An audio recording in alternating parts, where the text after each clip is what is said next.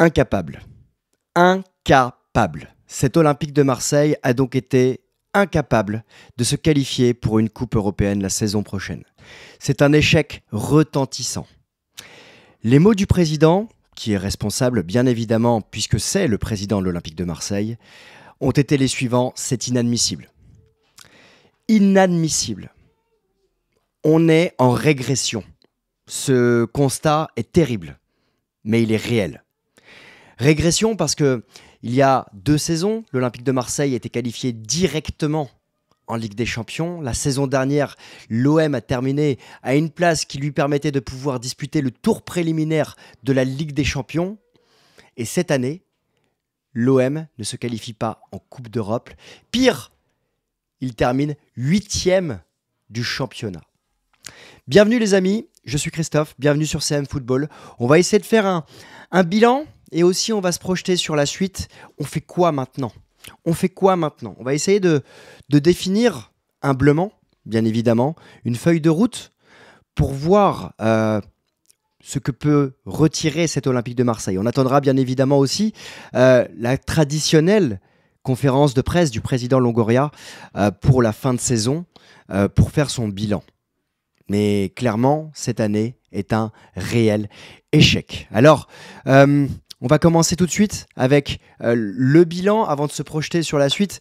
On va pas s'éterniser, mais quand tu termines 8e du championnat, derrière Lens, derrière Lyon, surtout derrière Lyon qui était dernier, Lyon qui avait 13 points de retard sur l'Olympique de Marseille, Lyon qui termine avec 3 points de plus que l'Olympique de Marseille, c'est un échec. Et la question qu'on doit se poser, c'est est-ce que le fait d'avoir fait demi-finale de Coupe d'Europe sauve ta saison ? Non.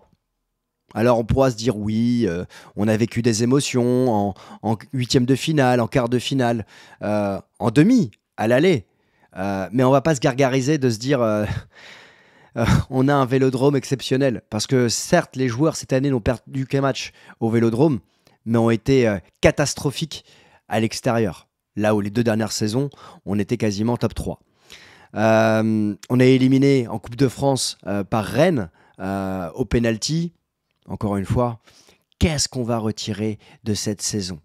Sportivement, ok, on aura vécu 2-3 bons moments. Benfica, Villarreal. Et souvent, avec le recul, je dis que le football est fait d'émotions. Ouais, ok. Mais ça, on verra peut-être dans quelques années. Parce qu'on est en régression sportivement. Économiquement, le bilan semble bon pour la direction, mais c'est pas suffisant. Nous, supporters, on veut vivre avec des projets à moyen terme où on dispute la Ligue des Champions et où on va disputer des matchs de Coupe d'Europe. On dit que l'Europe est l'ADN de l'Olympique de Marseille. Quand tu perds ton ADN, c'est terrible. Donc c'est un échec et le président doit en tirer sa responsabilité individuelle, mais également collective. Il a commencé à émettre ces mots-là hier, pas en conférence de presse, mais en zone mixte, quand il a parlé au micro des différents médias. On attend plus de lui. On attend plus du président Longoria. Il a vécu une année particulière.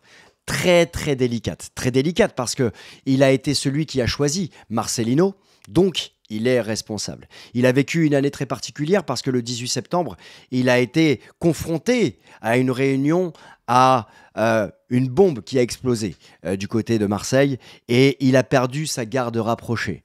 Je pense qu'on l'a tous trouvé absent à l'issue de cette réunion et il a fallu qu'il se reconstruise au fur et à mesure de cette saison. L'arrivée de Mehdi Benassia, elle a été bénéfique parce qu'on l'a senti justement accompagné au fur et à mesure de la saison.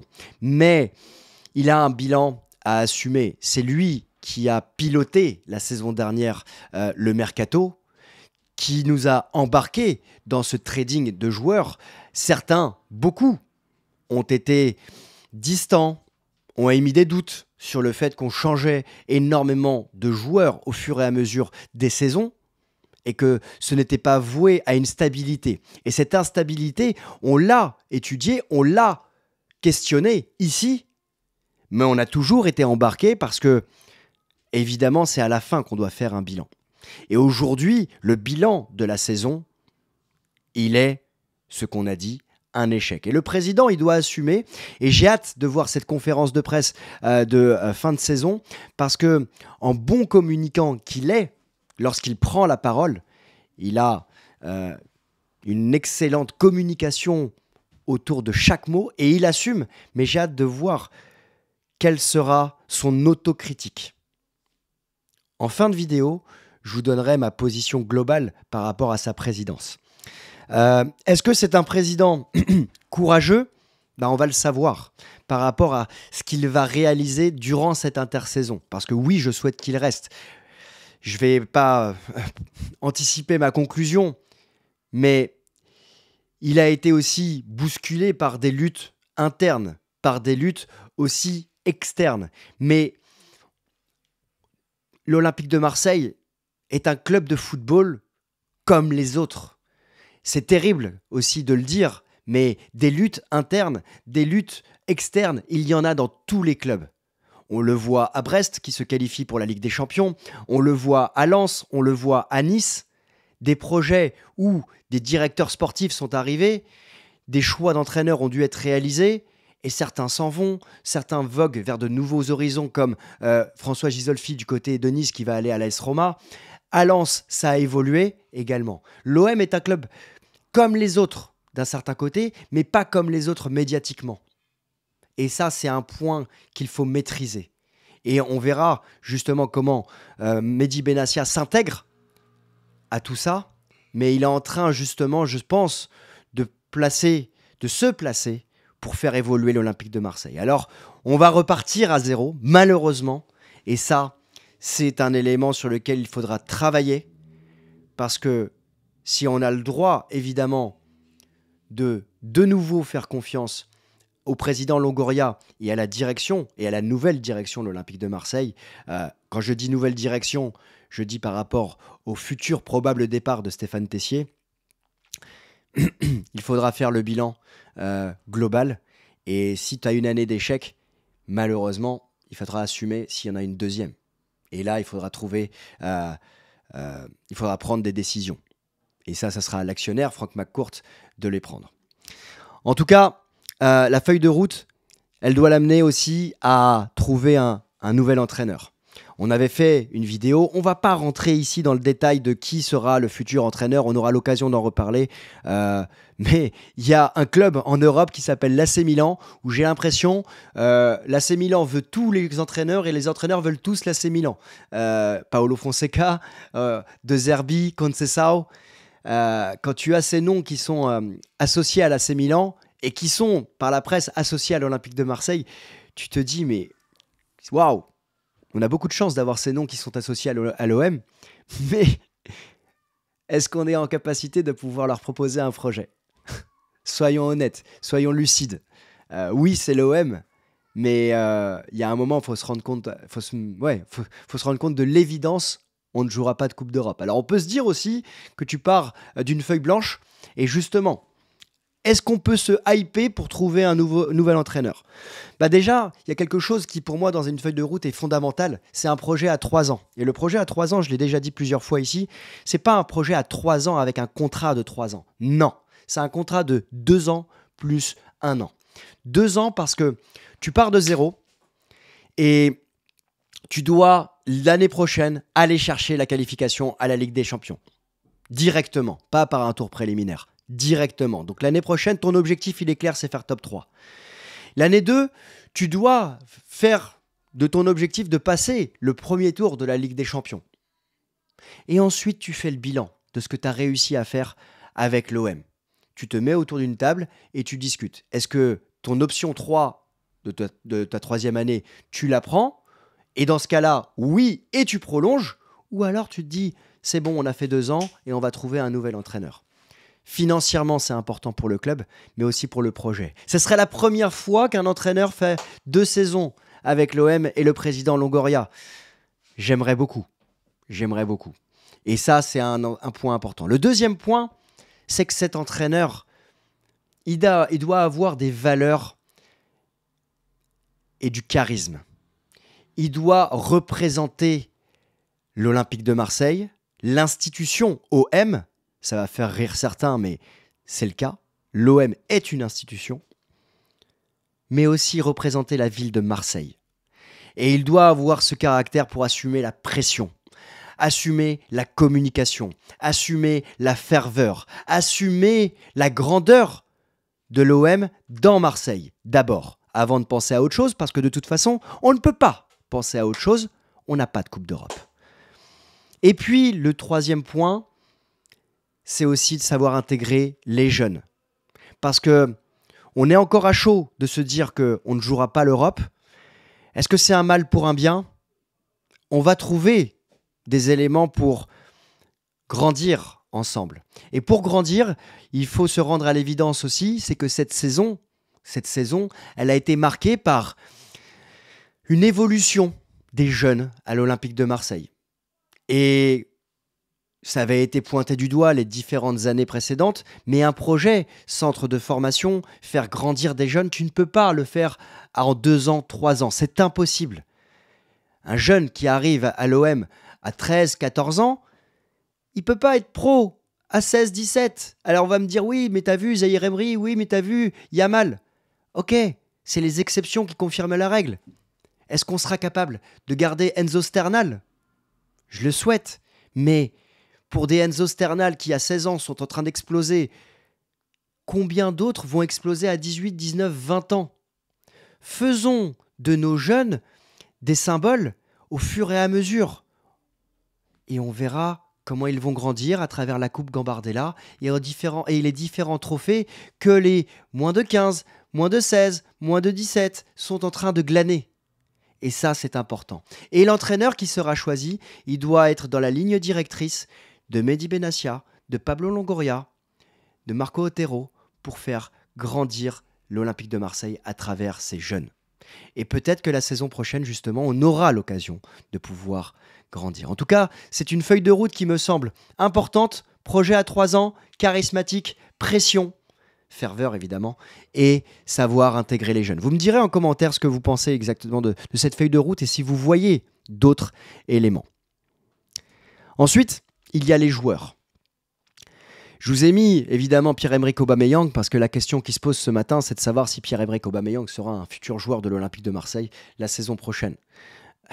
J'ai envie de te dire, la question, elle est vite répondue. Soyons lucides, à 600 ou 700 000 euros par mois, sans Coupe d'Europe, comment tu peux croire qu'il va être un joueur de l'OM l'année prochaine? Moi, je pense que lui, il aimerait, sincèrement, avec beaucoup d'amour qu'il a pour ce club, parce qu'il l'a prouvé, il a été exceptionnel durant toute la saison. Mais soyons lucides. Avec quel argent on va pouvoir garder Pierre-Emerick Aubameyang? Sérieux, il y a un moment, il faut être objectif. J'aimerais le garder, j'aimerais qu'on le garde, mais il y a un moment, il faudra se rendre à l'évidence, on va se dire, je vois pas comment on peut le garder. Alors s'il reste, ça sera génial. En revanche, évidemment, on va avoir des mouvements cet été. On sera là pour les suivre, on sera là pour les analyser et on sera là aussi pour les garder dans une feuille de route très importante. Et je fais mon autocritique par rapport au mercato précédent qu'on a pu voir. Il y a eu une hype à travers différents jeunes joueurs, mais on regardera aussi cette feuille de route et savoir s'ils ont les capacités pour embrasser l'écusson de l'Olympique de Marseille et assumer la pression de cet Olympique de Marseille, de tout ce qui va autour des joueurs, des supporters, de la ville, parce que certains cette saison ne l'ont pas été. Donc, il faudra des joueurs de caractère. Et ça passe aussi par le président Longoria, Mehdi Benassia, le futur entraîneur. Caractère. Aujourd'hui, on n'a pas de joueurs de caractère. On n'a pas de symbole. On n'a pas de joueurs qui sont là pour mettre la pression et pour remobiliser les joueurs, les coéquipiers. Il faudra des leaders. L'absence de Valentin Rongier, elle est évidemment importante cette saison. Mais le fait d'avoir perdu ces dernières saisons des joueurs qui semblaient charismatiques, que ce soit en interne ou médiatiquement ou sur le terrain, charismatiques par leur leadership, par leur nombre de matchs joués avec l'OM. Je pense à Steve Mandanda, je pense à Dimitri Payet, je pense à Matteo Guendouzi qui peut-être n'était pas un leader de vestiaire, mais sur le terrain, il apportait une fougue. Alors peut-être parfois inégale, mais on a besoin de ça à Marseille, on a besoin de ces joueurs. Est-ce que Léo Balerdi sera un relais, sera ce joueur qui sera là la saison prochaine? Ou est-ce qu'il sera le joueur qui va financer une partie du mercato? Et pareil, j'ai envie qu'il reste. Mais est-ce qu'on en a les capacités? Et est-ce qu'un joueur comme Léo Balerdi, dans sa carrière, quand bien même il aime Marseille, c'est pas le moment pour lui de basculer dans une autre dimension si tu as l'Atlético Madrid, par exemple, qui t'appelle. Mais en tout cas, il faudra du caractère, du leadership et que les joueurs soient des relais. Relais, c'est important parce qu'on va intégrer les jeunes et il va falloir aller les protéger, ces jeunes. Donc, on va suivre le mercato avec ces 3 éléments, caractère, leadership et relais, pour voir si on est en capacité de pouvoir justement retrouver une place en Ligue des Champions.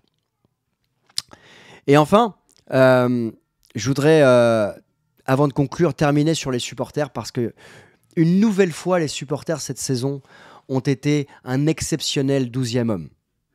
Un exceptionnel 12e homme au Vélodrome, mais pas qu'au Vélodrome. Un exceptionnel 12e homme à l'extérieur également. Encore une fois, un parquage plein. Encore une fois, les drapeaux. Encore une fois, des chants. Alors évidemment, on peut, et moi je le fais aussi, pointer du doigt des banderoles délicates à l'encontre des joueurs. On peut pointer du doigt des gestes déplacés de certains supporters vis-à-vis des joueurs. Mais quand tu vois, et pour le vivre à Marseille, la ferveur, l'amour, l'espoir que suscite l'Olympique de Marseille dans cette ville extraordinaire, eh bien, la déception, elle est à la hauteur de l'espoir et de l'amour que donnent ces supporters à l'OM.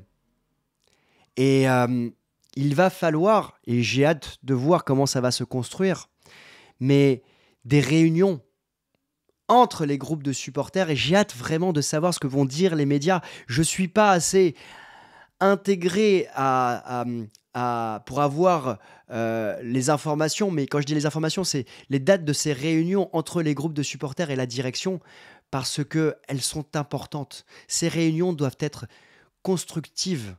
Et pareil, j'ai espoir que Mehdi Benassia soit un relais avec Pablo Longoria pour rencontrer ces groupes de supporters et savoir justement quelle est la ligne directrice, quel est le projet. Et que ce projet, il soit sur un minimum de 2 ans. 2 plus 1. Ces supporters ont été exceptionnels, mais ils sont échaudés. On est échaudé naturellement. Et on va avoir besoin d'être rassuré et d'avoir cette feuille de route. Cette feuille de route qui est fondamentale pour grandir. Donc bravo à ces exceptionnels supporters qui ont mis l'ambiance toute la saison, qui ont retourné les banderoles évidemment à un moment, qui ont parfois fait exploser, et je dis parfois peut-être fait exploser la direction, parce que je dis peut-être parce qu'on n'a jamais eu le fin mot de l'histoire de ce qui s'est passé le 18 septembre dernier. Mais en tout cas, il va falloir que cet OM grandisse en unité. Alors, ma conclusion, c'est que cette saison est un échec. Cette saison est une saison où l'OM, au global, du président aux différents entraîneurs, aux joueurs, a été incapable. Le mot est fort, mais le mot est réel, mais le mot est choisi. L'OM a été incapable de se qualifier en Coupe d'Europe. Et c'est un échec cuisant. Alors on fait quoi maintenant? On jette tout? On repart de zéro? Et on change de direction complètement? On change de président? On enlève tous les joueurs et on met les jeunes du centre de formation et on refait une saison?